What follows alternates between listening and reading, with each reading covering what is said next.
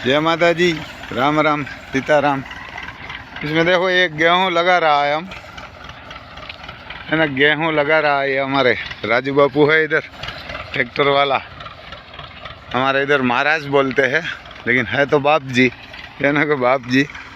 तो इधर एक जो बालिया गेहूँ में से बनाई हुई है ना, एक आइटम गेहूँ, वही गेहूँ लगाते हैं कंपनी का, है ना, को बालिया गेहूँ आता है। उस गेहूँ में से ये गेहूँ बनाया हुआ है।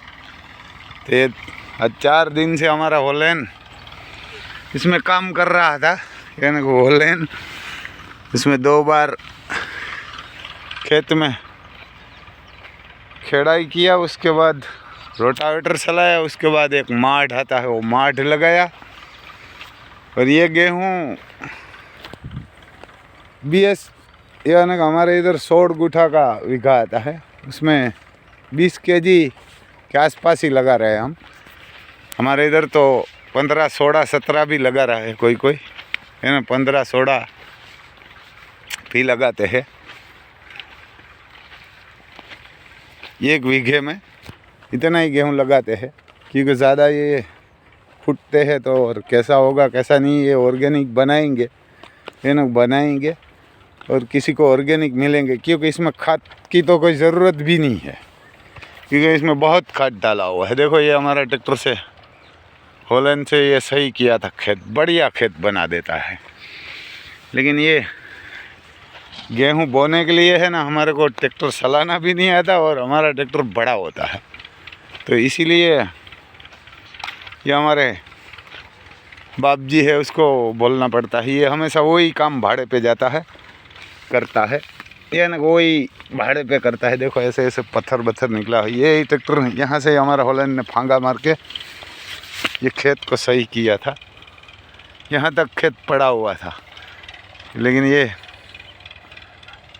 चारों तरफ बॉर्डर पे ट्रैक्टर चलाया था। और ये पूरा दोनों एक खेत में भी लगाएंगे, ये 5 बीघा के आसपास है। और इधर दूसरा है, ये बड़े वाला खेत है, ये कि पास में ही है दोनों, तो उसमें ये 12 बीघा के आसपास है ना, ये 12 बीघा के आसपास यही गेहूँ लगाते हैं हम।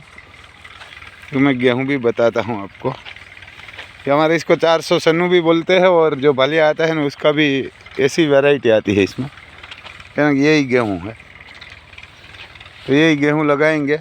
तो किसी को ऑर्गेनिक खाना है गेहूँ तो बताना, पक जाएगा तब के, उससे पहले भी, क्योंकि सबको ऑर्गेनिक खाना है, वो ऑर्गेनिक का पैसा नहीं देना, क्योंकि एक तो ऑर्गेनिक ज़्यादा होता नहीं है। 1 बीघे में हमारे इधर 25 मन के आसपास होता है, 20 मन, 25 मन, 30 मन, 40 मन, 50 मन भी कोई बोलते हैं, लेकिन ऑर्गेनिक तो इतना ही होता है। तो सबको खाना है ऑर्गेनिक और पैसा देना नहीं है, तो कौन खिलाएगा? कोई नहीं खिलाएगा, कोई किसान नहीं खिलाएगा, क्योंकि इसमें ऑर्गेनिक में कम ही गेहूँ होता है, ज़्यादा नहीं होता है, यानी कम ही होता है। ये देखो होलेन, यही ट्रैक्टर है, होलेन ही है राजू बापू का, क्या ना कि ये बाप जी हमारे तो इधर नहीं बोलते, महाराज बोलते हैं, है ना, महाराज बोलते हैं इसको, बाप जी बोलते हैं तो बनासकाठा में।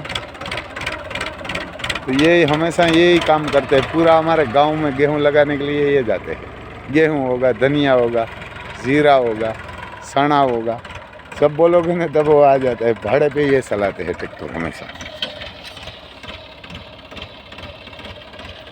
ये इसका काम है, यानी ये इसका काम है गेहूं लगाना, क्योंकि ये पारी भी इसमें, ये जो पारा आता है ये भी सीधा करना पड़ता है, और 1 बीघे में कितना डालना ये बड़ी जिम्मेदारी इस ट्रैक्टर वाला की रहती है। इसमें बड़ा रोल रहता है, क्योंकि किसान को जो ये एक फसल खराब होती है ना, तो पूरी साल खराब हो जाती है।